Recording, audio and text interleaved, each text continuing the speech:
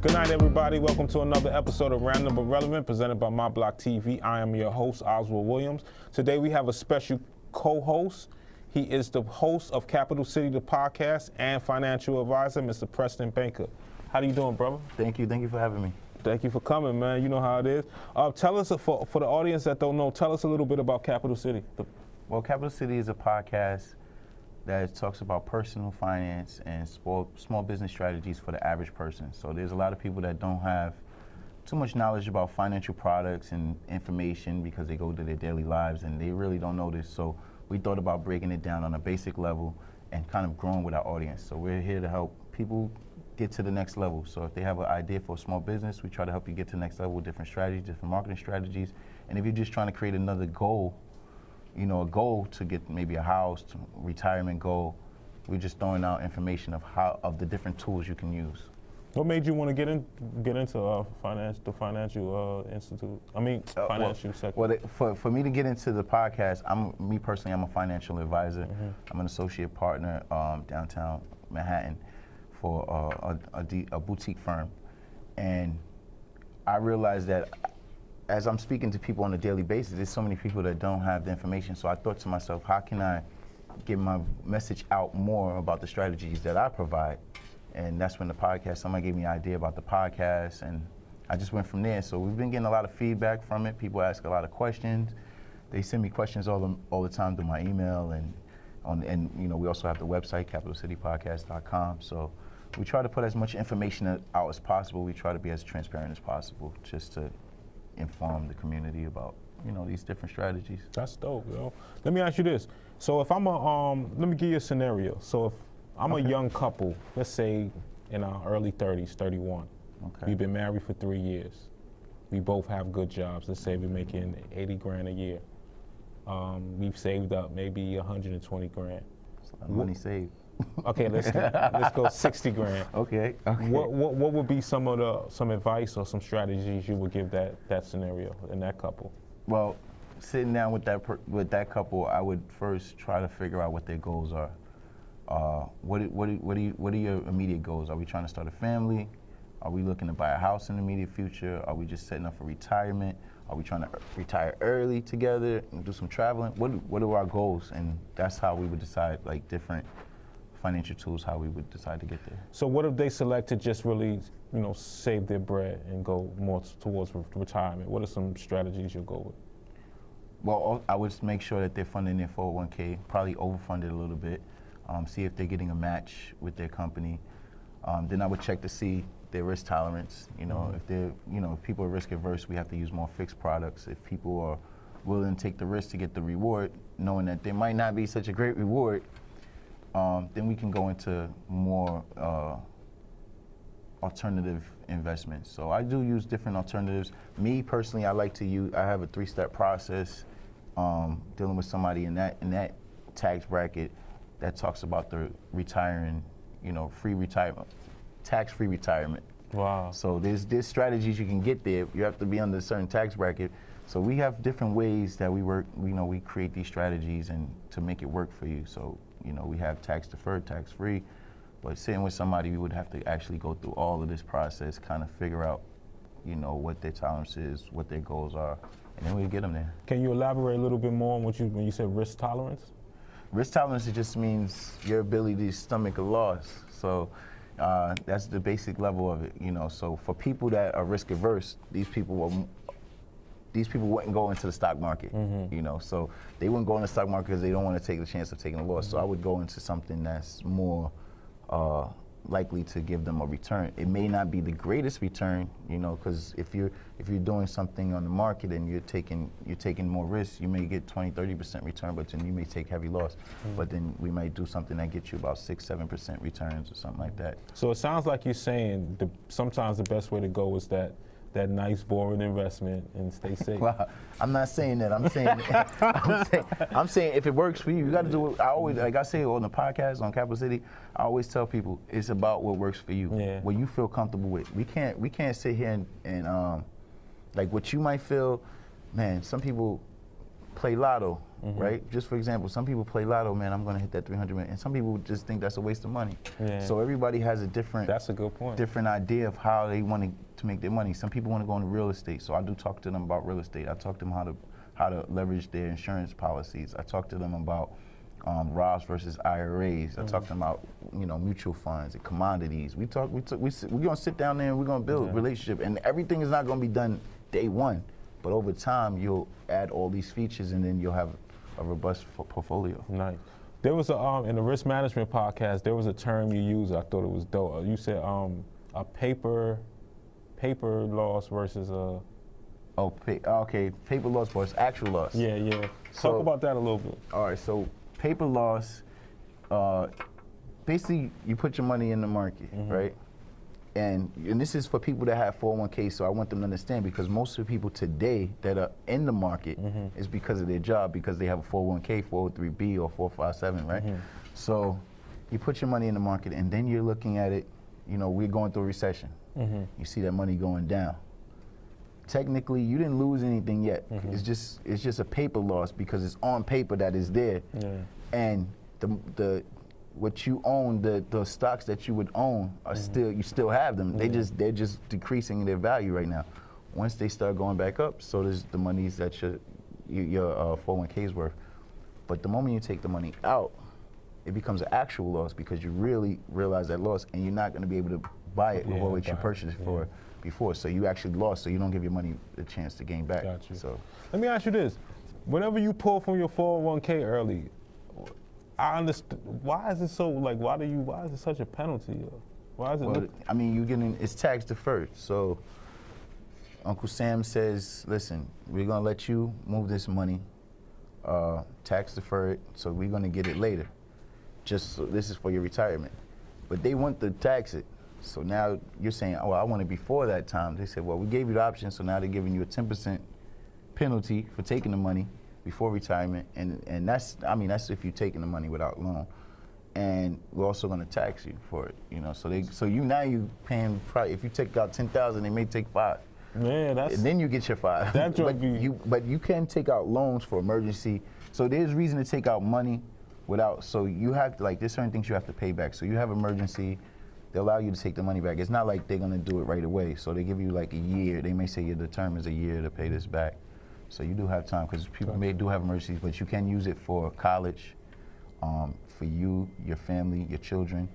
You can use it to buy your first house. So you can use it for 401k for certain issues. Do you see yourself doing this for the younger kids, earlier on in 14, 13? Do you see yourself doing something like that? Or you want to kind of concentrate on the young ones just jumping off the porch as far as marriage and building a family? Well, truthfully, that's something I talk about. I talk about legacy planning a lot with my clients. And legacy planning is big. But to create this legacy, you have to speak to the children. Yeah.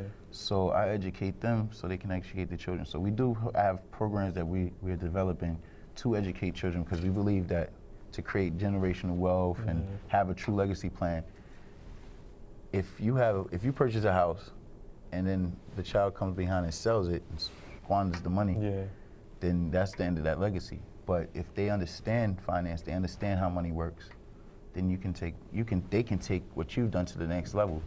And there are many people that do it. I won't name one. Yeah. But there's one person that actually did it, and that we can all see regularly on TV. But technically, that's how it is. They had the conversation. They were talking. He was mentored by his father, and he told him how to conduct the business, and he took the business from worth a couple $100 million to $1 billion. But that's only because of the education he received from his father. Yeah. So that's what you have to do. We have to educate the children when they're younger, so they can get to the next level. Definitely. What a segue, because the next segue we're doing, guys, is on sports. And on Random But Relevant, we don't just talk about a certain game, right now we want to talk about in the NBA. We're going to start off with the NBA. Okay. And the interesting thing with me about the NBA is summer 19 and summer 20, there's going to be a shift in the NBA as far as the commissioner, Adam Silver, and all of his officers are acknowledging that when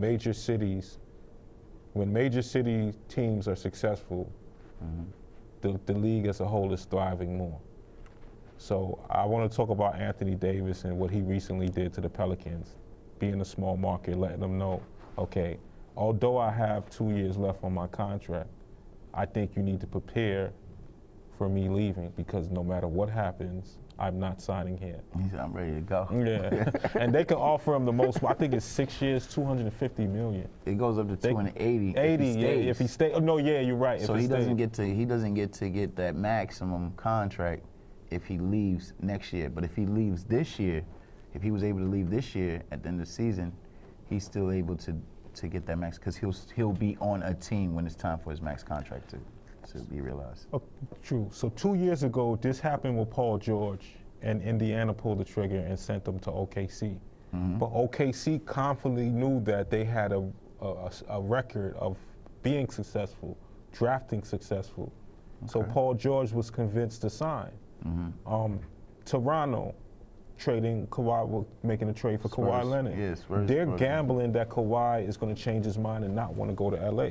Okay. You understand what I'm saying? Yeah. So I think it's interesting, because your podcast came up every time I look at it like that, as far as risk management, because the Pelicans are being stubborn and saying, you know what? No, you're not going to bully me, big market team. I'm going to trade him to this team if he wants to be traded. I think two things are happening. One, like I spoke to you before about, is that these players are realizing that they are the brand, they are the commodity, and they're starting to feel it, and they're starting to make, this is what I want. You know, before it's the teams. There was a player during the season was traded mid-game. LeBron put it out there. Yeah. How does that even happen? Yeah. Because that's how the game used to work before. We move you where we want to move you. But now they're saying, hold up, I bring this amount of revenue when I come in here. This is the amount. So they know the numbers now. It's not like the days of past in the 90s. They know the numbers, so they know their value. But then also, like you said, the smaller teams are looking at it like, listen, we can't compete, because even if the Lakers give Antonio Davis a $200 million contract and we can give him $280, he's around all the stars. He's gonna get endorsement deals. He's missing on a lot of money. I mean, LeBron has a deal that's for lifetime. His sneaker deal is lifetime. Yeah, so you know, but then also you look at somebody like LeBron, who was able to take a small market team and make it a big market. And I think that's what is being missed on someone like Anthony Davis. I think he should. I mean, I really like the Lakers, what they're doing. I mean, we don't know if they're gonna make the playoffs. I like what they're doing, but I think he should look at letting them build around him and becoming, instead of joining the LeBron and everything. And that's what I think other players are doing too. Is like, instead of joining, I want to be LeBron. I want to be that guy. LeBron was able to build that, you know, for the Cavs. Nobody really knew about the Cavs before. Yeah, you're right. But I think, yeah, that's true. But big picture, I look at it like what happened to the Saints like that was a huge investment, expecting them to go to the Super Bowl. That would have been huge for New Orleans. Oh, yeah, definitely. So to see Anthony Davis make that move, I think it's affecting the city. So I agree with you, but when that happens to a New Orleans and the city's trying their hardest to make things bring happen, as much revenue in, and that happens, I think Antonio Davis is just looking at it like, look, man, like, well, I mean, endless possibilities out here, man. I think, truthfully, he just wants to win. Yeah. You know, I mean, like I said, they're looking at it from their perspective now. They're not thinking about the team ownership. We thinking about the teams. Is Danny Ainge being smart even? Hey, we won't know until we see the effects of Because I look at Danny Ainge, I like Tatum, I like Brown, I like what they have there. I like the culture they have there. So even if Kyrie was to move away, if they can make Antonio Davis go there, I don't think, because of what Danny Ainge did to Isaiah Thomas, I don't think any player is going to want to sign to them unless they're traded to them. I don't think they're going to remember that. I really think it has to do with winning. People want to be on a winning team. Kevin Durant made a decision to take less money to join the Warriors. He could have got a max contract anywhere. He didn't. But it's because he wanted to win. LeBron left the Cavs because he couldn't find a way to win. These players want to win. They want to get that chip. I mean, it means a lot. When you get the chip, even, you know, your endorsements go up, you recognize your like Kobe said, that's a different VIP room when you win. when you're a world champion, it's a whole different game, you know. Random Irrelevant presented by My Block TV. When we come back, we still talking sports. I'm here with co-host Preston Baker. We will be right back. Why did we? That was so goofy. We'll be right back, guys. I didn't know you was reaching for my hand. No doubt. No, but it is good.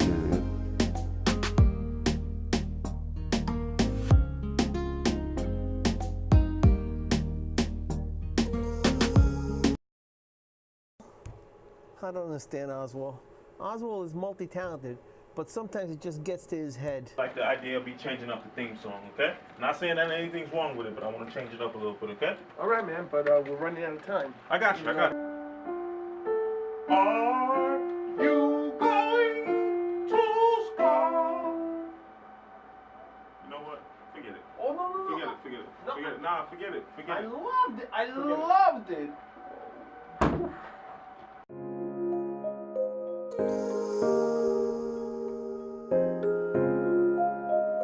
Welcome back to Random but Relevant, presented by My Block TV. I'm Oswald Williams, your host. Preston Baker. Co-host. Anyway, Co-host. I'm just playing. But anyway, we still talking sports, guys. We still talking sports. Okay. Yo, you know, I was looking at LeBron's show, dog. Actually, it was just a teaser. LeBron, you know, look, I love that show, by the way, on HBO, where he's just sitting around with all the different stars. I've only saw clips of it on YouTube. I haven't really sat down and watched it. But I saw when he was with Antonio Davis. Yeah, and Antonio Brown. And the thing I want to talk about is the general manager for the Pittsburgh Steelers. He basically took Ben's side on the little fraud. The little conflict that's going on. Okay. Big Ben and Antonio Brown has never really got along, which is commends to Pittsburgh, because typically when the locker room is like that, you're not a successful team. And Pittsburgh it's the coach. It's coaching and these things like that. But the cat came out of the bag this season, and Antonio Brown is demanding a trade. Okay. And now he's talking about Ben, because at the end of the day, they're going to extend Ben. Ben is going to get an extension this year. All of Antonio Brown's guaranteed money is up. Okay. So a lot of people believe it's getting blown up more because he wants more guaranteed money. But the conflict is also there. And the general manager came out and said Ben is pretty much a grown man babysitting a bunch of kids.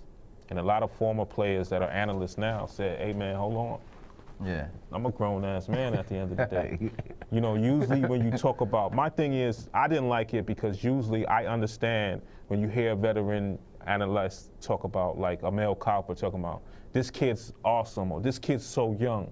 He's speaking of it in the context of his experience in going from college to the NFL, not his off-the-field life and saying you're a kid and you're not responsible and things like that. Because if you want to be technically speaking, Antonio Brown is more of a leader to his teammates than a Big Ben. Okay. He's not respected in his locker room. Big Ben is not respected in the locker room like a AB. His performance, and he's that position, awards him this prestige.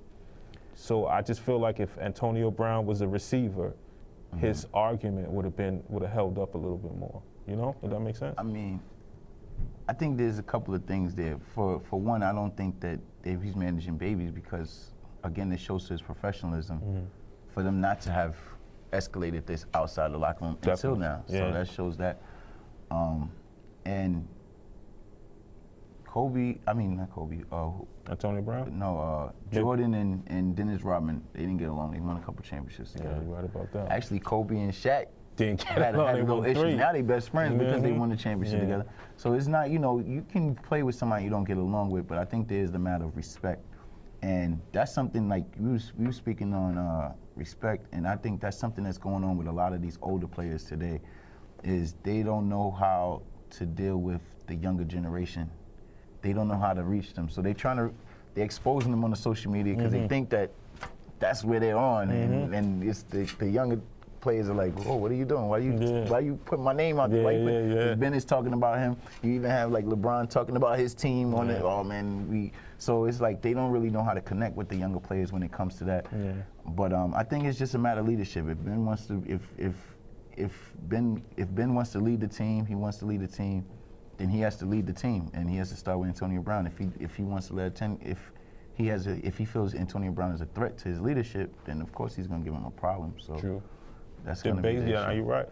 But my thing is, with this, speaking on L. Bell and AB, the only issue is like that can happen on any team, But when you have teams like Pittsburgh, Kansas City, that has a track record of drafting and developing players good, Right. your replacement is low-key on the team already. Right. Yeah, So it's like, yo. well, that's an issue too, because look at Bell, you know. Yeah. He's like, yo, that kid's Connor. He's a local kid too. Right. So I'm not saying he's as good as L. Bell, but he's good enough. He's a local kid. You know, but if they're going to be losing key pieces and they're not even they have playoff trouble, so. They need to figure a way to communicate with their team on how to keep these players and keep that locker room happy. But I think it's just a little tweaking because I feel like it's leadership. I think the coach has to be more involved, be more outspoken with his teammates. He should be.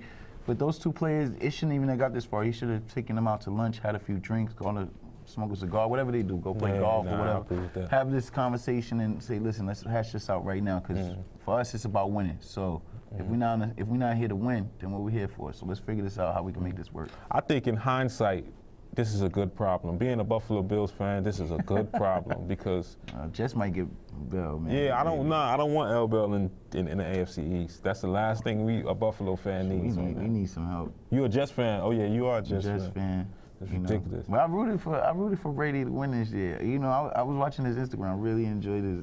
I really enjoy who he's become as far as like his humor, his awkward humor. So I wanted to see him win because like the reason I picked the Jets when I was young is because they were the underdogs. So I always liked the underdog, and for once he was the underdog coming in because they like, 41, is that enough? Every week they were saying he's too old. 40 years old is too old to be playing football. So, and he kept saying, and the players, he kept going, we got one more L, we'll be here on Monday. Yeah. We got one more L, we'll be here on Monday.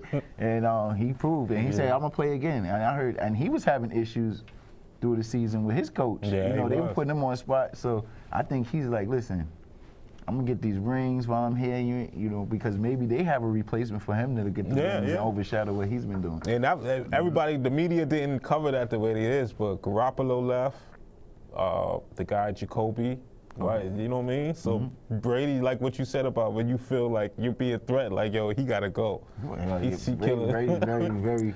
He's done that with quite a few quarterbacks that came under him. When he was out, they performed well. They were gone. Let's get these picks. I mean, that's how he got his position. So he's protecting. He's like, I'm out for here. No, it's not happening. Yeah. But 6 rings, you can't beat him. Yeah, you can't deny that. I'm not gonna talk about all the other stuff that happened. Yeah, you know. Well, moving on. Colin Kaepernick just recently had a settlement with the NFL. He signed an NDA. Yeah. A lot of his supporters were upset because they didn't get to see the final result. My personal opinion is I think Colin Kaepernick, a lot of people reported that it was a really low number. I think that's BS. I think Colin Kaepernick got a lot of money from the NFL because to sign an NDA after all of this, I don't think the NFL wanted the records and these emails to go out. I think collusion was proved. You know what I mean? What do you think? I mean, they would have took it to court if it wasn't. But what I really feel is, it's not about the money. I mean, he probably did get a sizable check, but it's not about the money. I feel that he made his point. They did the wrong thing by him. They paid for it. He made his stance. He's been doing a lot of great community work. Yeah, he has. He actually is a big supporter of a friend of ours in out here who has 100 Suits. So they've been. Oh, 100 Suits. Yeah, I'll be seeing he all around. Yeah. He does something. He provides grooming etiquettes for people coming from prison and the things of that nature. And Kaepernick came out here and he donated suits. He donated funds to him. So he's been active in the community, and that's not the only organization he works with. But he's been active, so I think he's activated.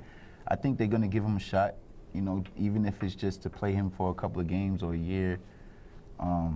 But he proved that what he did was the right thing. He stood firm, and I think that we can say, oh yeah, he did. But where was the support? Yeah. The support wavered. Yeah, there was that original support on the television screen, but while he's going through that and he's not getting a check, people taking a knee, people going to Super Bowl parties, performing. People started watching football again. Yeah. It's like, all right, we got to come to an agreement because at the end of the day, it'll be 20 years later, he'll still be saying that and people still be watching sport. But he made his point. They said they were wrong, And I think that's the value of it. And whatever he received, he deserved it, you know, because he fought, he put his knee down, and he's just really I would just say a victim of politics. Yeah. What do you think would be a perfect home for Cap, like just on football Jets. alone? You're not sold on Donald, man? I'm sold. I like Donald, but you know, any man, listen, I think Cap still got some. Yeah, I know he still got some. Game. And not to cut you, that's why I knew you didn't have to give me any evidence to say evidence of collusion, because I'm looking at what these teams are signing. I'm like, you giving him $10 million? But and you don't want to sign Kyle? Like, come on, cut it out. People, I mean, I'm not going to say the NFL isn't what it is, but a lot of people won't admit to that the pressure from, you know, people. Yeah, I get that. The president who was giving them that attention, the pressure that he was giving them kind of made them, you know, they didn't know which way to go. It's like they probably would have brought him back in if the attention wasn't, because this is the reason why it happened. This is the reason why everything went down, because the conversation stopped from police brutality to he's against the American flag. Yeah, that was the president that started that conversation. This wasn't the NFL. The NFL did not have no problem. He was doing it for a while. Yeah. You know, first of all, they never even used to come out to those. It was a team issue. To the national anthem. They still was in the locker room during that time. He was the one that did it. So it was just, he was the victim of politics. And I think the NFL just didn't have the voice to, you know, they not gonna go after the president. And a lot of them were his supporters of the president. So a lot. That's why I said I'm not going to talk about with the NFL, but we can't take away that he is the victim of politics. And yeah, definitely. That but regardless of what, shout out to Cap and all the beautiful things you're doing in the inner city. Good job. We definitely appreciate that. I also want to talk about the Nike campaigns, man. I can't wait till those Nike campaigns come out, because he got a nice contract from Nike too. Yeah, Do you think he wants to play? Times Square, they have a couple. Do you think he wants to play? I think he does, but I think he's, you know, he's comfortable. So it's not like in the sport. He wants to win, right? But he's still comfortable financially. So he's not one of those players that's living from check to check. He's not on the league minimum. That's a fact.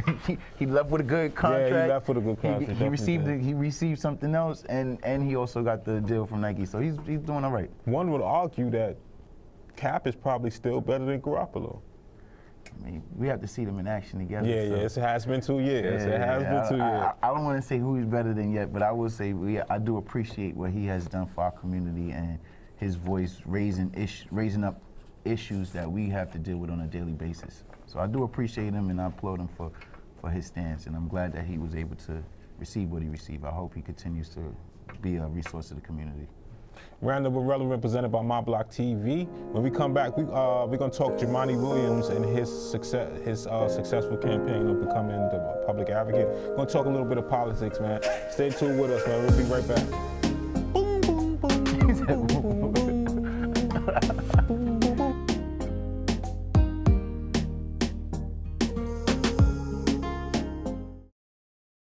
Like the video you was watching, like the little site that you watched, that was the grocery. It's like, side note, it's not porn. No, it's not. Oswald caught me watching somebody getting a blackhead removed from their back. That's what was there when they removed all that stuff. I think when we're looking at the internet today and its role in our lives, we're looking at the development of unintended consequences. It started off as just a way of having a lot of fun, communicating, sending messages back and forth, and it still is to a degree. Well, a lot of times when you watch the news, when you watch these sports shows, a lot of times it's just not a perspective that you're coming from. But it's also developed into an empire for manipulation, because of the amount of data that's out there about you and the algorithms that are working to feed you exactly what it is they think you're going to want to see.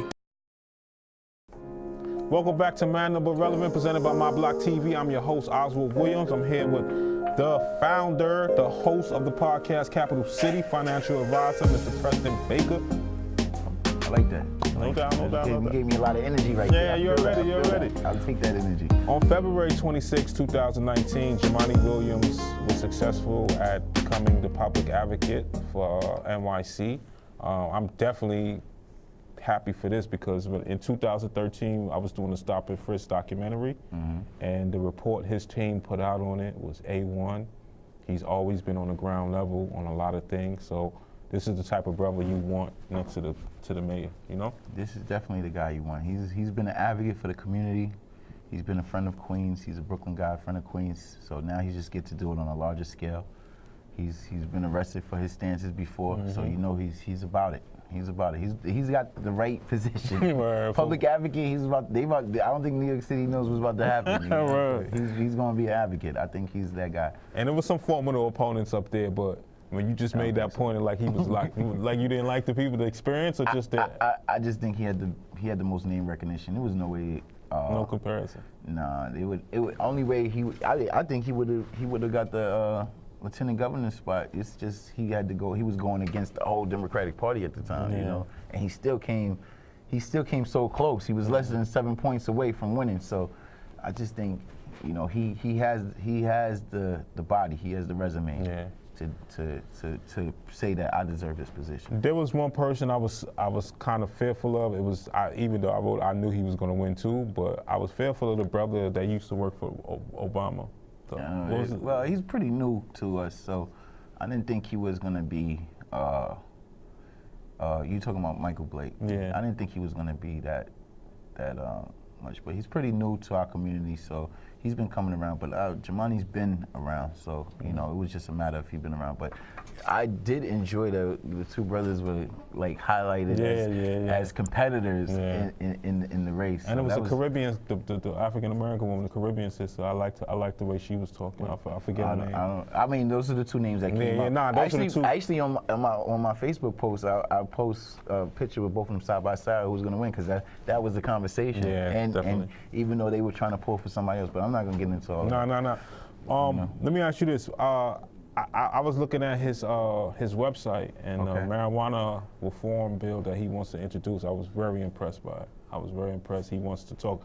He's talking about being able to expunge the records of people that have distribution convictions, just because it's just high-end business now in the city. Right. And to me, that's an ethical issue and a moral issue.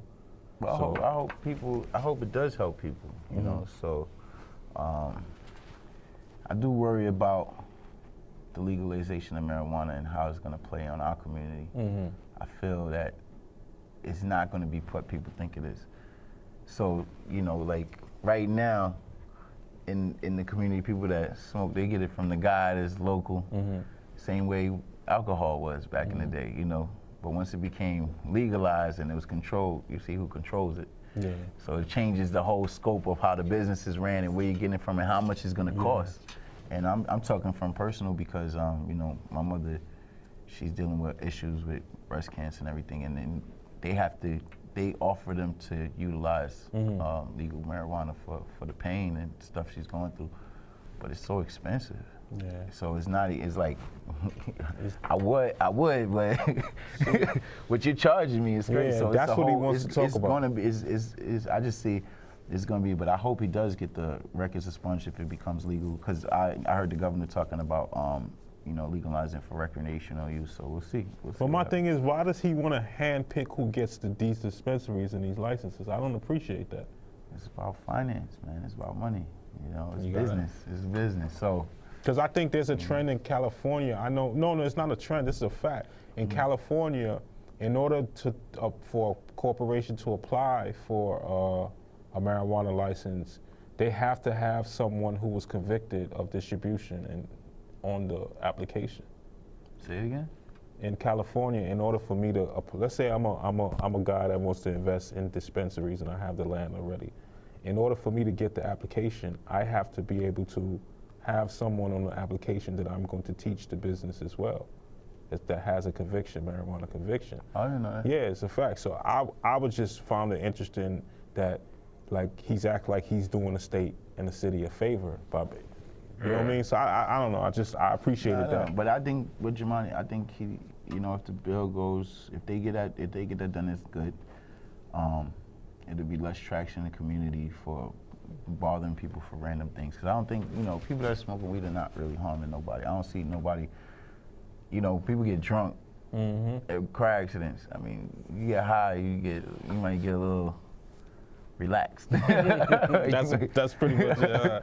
Might get a little bit hungry. I mean, there's some people, you put something in it, you might fall up, but for the most part, you don't see people having too much trouble. Now, there are other things that can go into play, like short-term memory loss and things of that nature. So it's just, it is what it is. It's definitely a conversation we got to continue to have. I mean, they've been talking about it. Barack Obama said he was going to legalize. Whoa, Bill Clinton said he was going to. Bill Clinton said he was going to.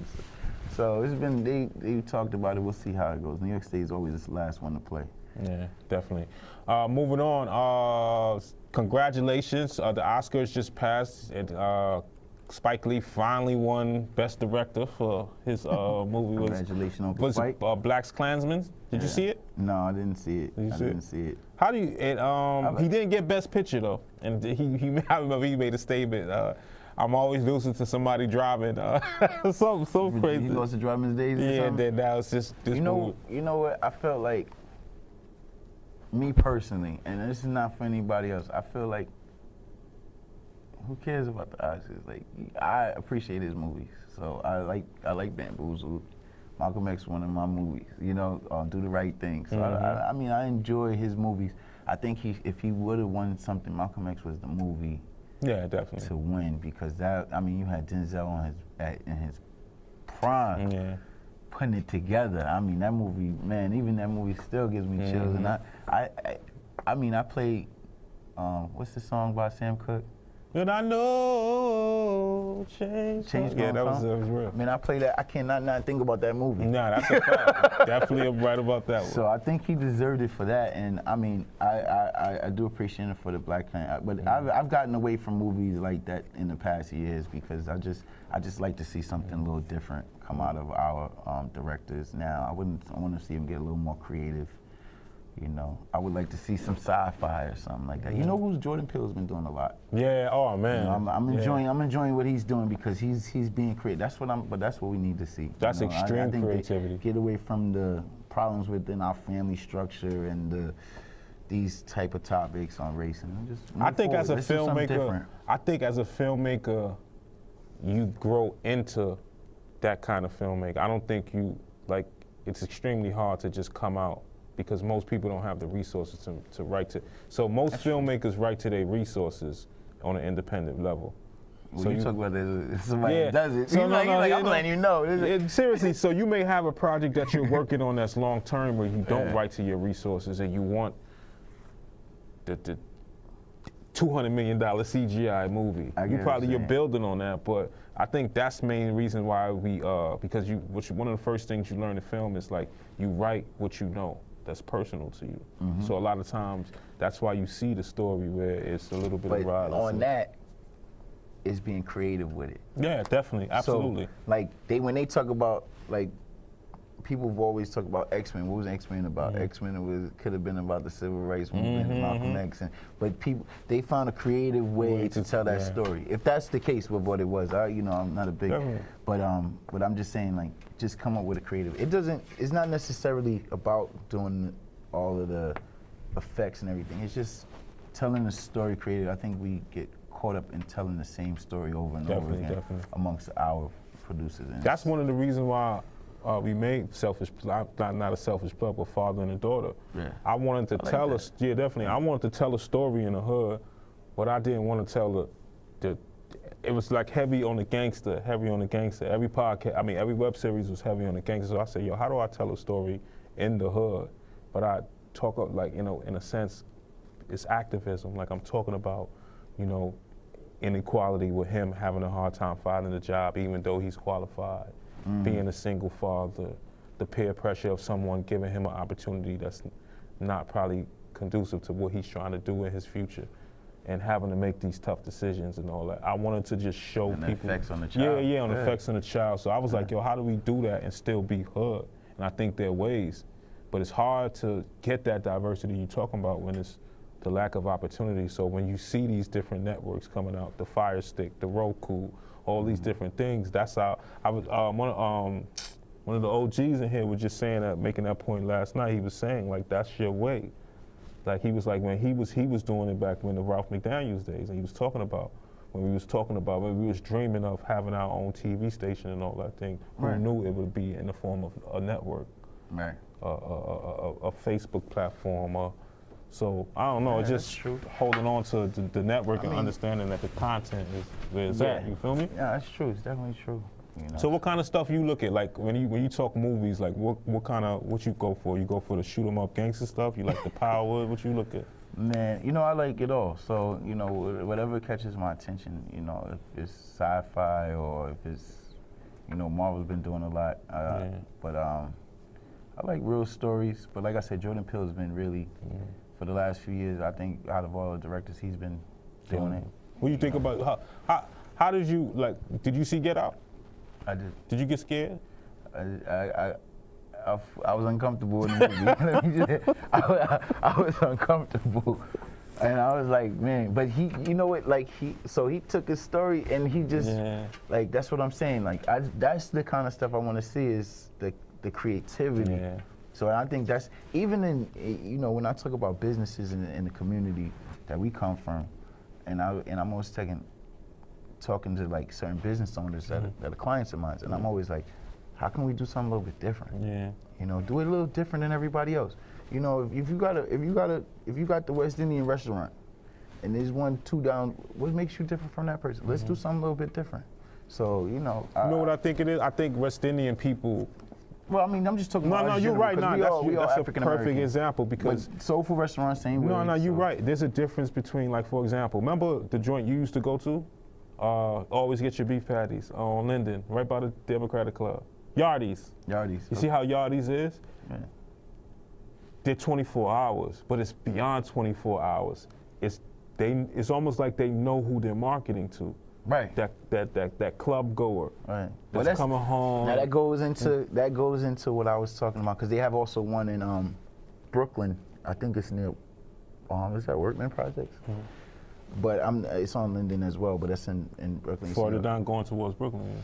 But when I do talk about for our business is that's something that we got like we talked about Antonio Davis when I was coming back to they know the stats, they know how much revenue they're bringing in, they know these. We have to start doing a track. Yeah. We have to start tracking us. We have to start tracking where our business come from. What's the age demographic of the people that come and visit me? What times do they usually? What's my best times? So if you open from 9 to 12 a.m., 9 a.m. to 12 a.m., and you see that you don't make no money between 9 and 12. You don't need to open at 9. You're wasting time paying the employee to be there, you know? So now you figure out, or you can figure out maybe I can change something, maybe I add a breakfast menu. So it's like, once you know the stats, and that's what we talk about. We want to grow your brand. Not only we doing financial advice, we're trying to grow your brand. Yeah. So we're going to sit down with you and we're going to say, what can we work on that can help you? Yeah. I have a team of people that I work, I have accountants, attorneys, social marketers. I have a bunch of people in my network that I work with that I bring into the process. And a lot of things I notice is a lot of these restaurants, they don't adjust. I don't know if they have the resources to, but they don't adjust to the price points. For example, if you go on Hollis and Francis Lewis, the chicken spot, they have price points that for every kind of like Gap and Banana Republic, they have these price points. So I got a 3-piece combo for you. But you can also buy this thigh for $2. And I just think that goes a long way in like these price points, and I just don't see us adjusting to it's usually an $8 plate. Now I'm seeing more people having lunch plates now, the $5 lunch plate. But the tradition back in the day when you was going to the Caribbean spot, you was getting better quality food, but your lunch plate was gonna cost you. You also got to look at how much they're purchasing the food for as well. So I mean the food that we make is a little bit more, costs a little bit more because things are more expensive now. Better quality though, right? Yeah, well, we don't know the quality. Well, I hope it's good quality. I can tell you, back in the day, you got more for your money, but that's just because things are more expensive now than they were back in the. So we could always look at back in. I mean, there was a time when people got on a train for 75 cents. Yeah. So what I'm saying is, if I go to Crown Fried and I buy let's say if I go to let's say Kennedy Fried. No, that's what I'm trying to say. There's no comparison. Yeah, you gotta compare. So if I got a $650 meal from Crown Fried or Kennedy Chicken, you're gonna be hungry. And I go to Lottie's and I go buy a $650 meal, I'm probably gonna eat better and be full, a little different. That meal's gonna be a lot healthier. healthy. I'm not doing that. I mean, I'm not knocking out nobody's business. Yeah, but yeah, yeah. If that's what you do, I don't. You know, I'm sometimes see my mother. Can you pick me up something from that fried chicken spot? I said, no, you ain't getting that. I mean, They've been marketing to us for years. I mean, you know, it's I mean, I can go into the whole thing about the business and how people are trained to market to certain communities. So The one thing I ain't like was me personally, I think we spilled on this before, like the way the Burger King just came in the hood like that. And I was like, dang, yo, it's mad mama pops here, yo. It's business. It's business is business. Like, Hey, you did break listen, it down like that. Listen, we got Burger King market is not the market for the local restaurants, so you don't have to worry about it. You just have to adapt to that surrounding. Matter of fact, you can use the Burger King now. You know, you can use what their food is doing, and then you can say, well, they're bringing more traffic because there's going to be people traveling to Burger King that might see your store, but you need to do something to attract that person, to pull them in. That's a very positive way to look at it, man. Make sure they check out the Capital City podcast. Yeah, I was going to throw it that. That is our show for tonight, guys. I'm Oswald Williams. Thank you for watching Random but Relevant, presented by My Block TV. Don't forget to check out Capital City, the podcast. The links are will be in the description. The links will be when we repost these trailers. Preston Baker, thank you for coming through.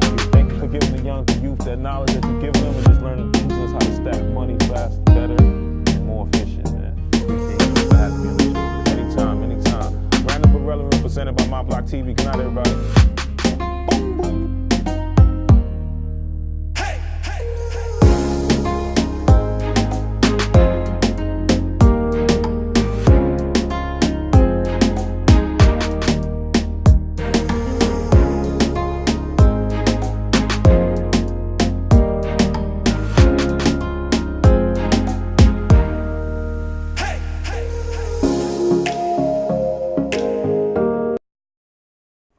This is Preston Baker, host of Capital City Podcast, and you are watching My Block TV.